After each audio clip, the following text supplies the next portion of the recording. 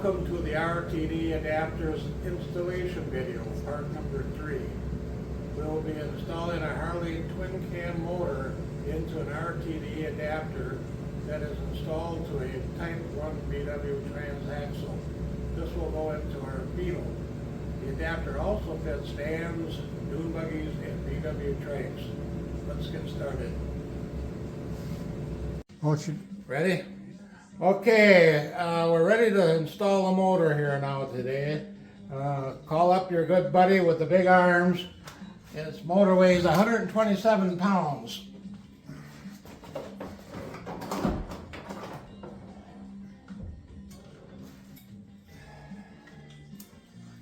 gonna tilt your way. You gotta lift up. Okay. It's not in. Oh, it is in. Very good. Thank you. Got her? Yep. Okay, the first thing we're going to need to do is put your flange coupler onto the engine. It goes onto the spline shaft here. That will go up against your dynamometer.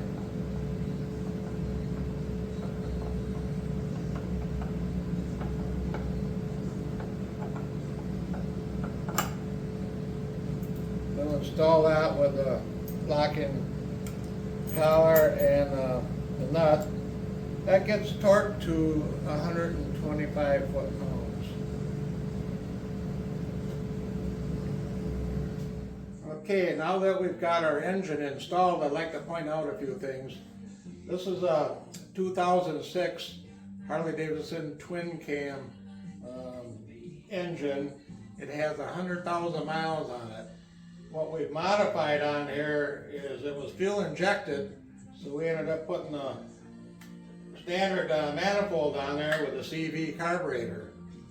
We've also installed a standalone ignition system. You'll have to have electricity for that.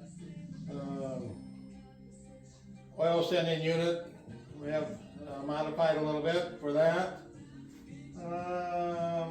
Other than that, that's the modifications we needed to do to get this motor in here. So now we're going to show you how to hook things up. Now that we got the motor installed, we're going to have to install the coupler system. It's torqued onto the transmission side. There'll be 3 nuts on here loose on the motor side. Take them 3 nuts off. We'll have to install this coupler system into the adapter. Okay, we've got a spline shaft here that goes into our driven shaft here. It takes a little finesse to get all this to fit together.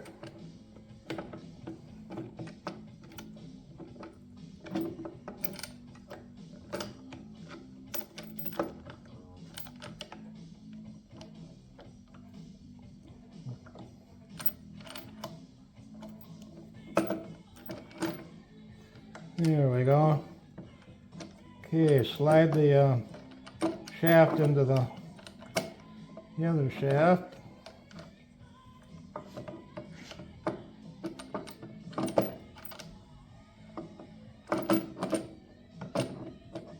There we go. All right. Now we'll slide the engine ahead just a little bit.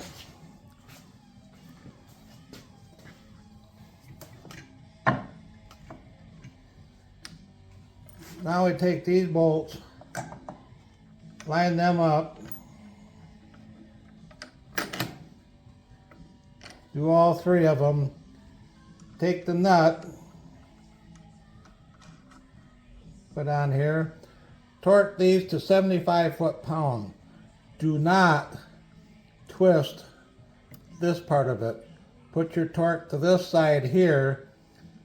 There's a little arrow right here. That has to be pointed toward the engine. This helps prolong the life of these couplers. If you tighten it from here, it will not allow it to twist inside here. That'll shorten the life of the coupler. Torque them down. When you're done, we can slide the whole assembly further into the engine.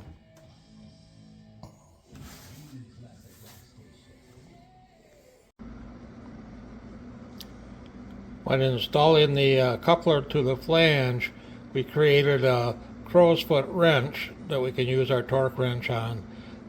These nuts, there's only 3 that you'll have to do. They get torqued to 75 foot-pounds. With the 6-inch extension on there, set your torque wrench at 51 pounds.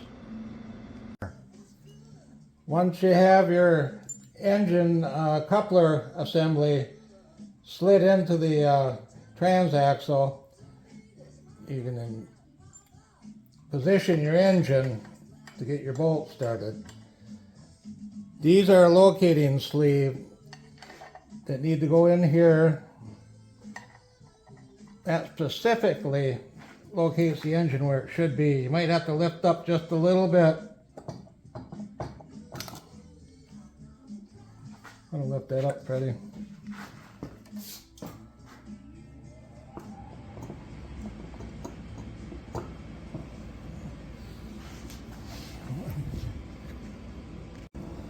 Okay, you'll want to locate these sleeves. They position the engine perfectly to the adapter setup. You probably have to lift the engine just a little for the sleeve to go in. 2 of them. There they both went all the way seated. Now you can install your bolts, 4 of them. Torque those down.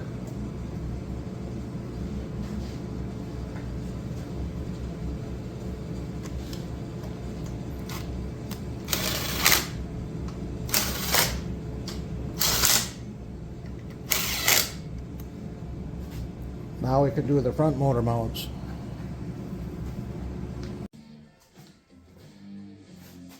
After you've got your motor secured to the adapter plate, you're going to want to hook up your fuel line, your ignition wires, your oil lines. On your oil tank, be sure to put an oil ascending temperature thing here, temperature gauge. On your throttle cable, you're going to need a little barrel thing that goes on there that fits into the CV carburetor. You need to hook up your oil sending unit.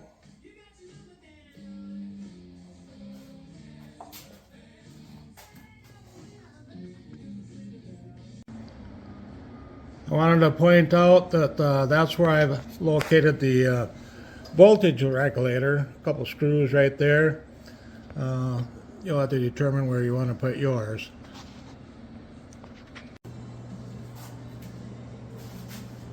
Once you've got everything secured on your assembly here, you're going to need to do an exhaust. I ordered a kit where I welded up my own system to fit this particular car. There's so many variations on this. I don't see mass producing these unless I get a lot of demand for it. I'll measure these up and we'll get a mass produce them.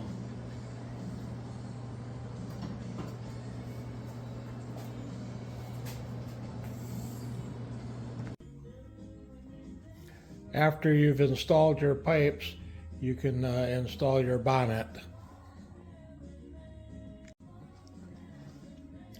After you've installed your pipes, you can install your bonnet after checking and filling your oil tank.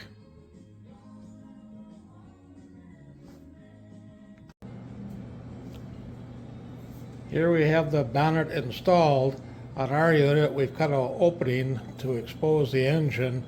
The Harley-Davidson motors are equipped to work in rainy weather and such. They're weatherproof. You can adjust your hood to whatever configuration you'd like to come up with. The car is now ready to run.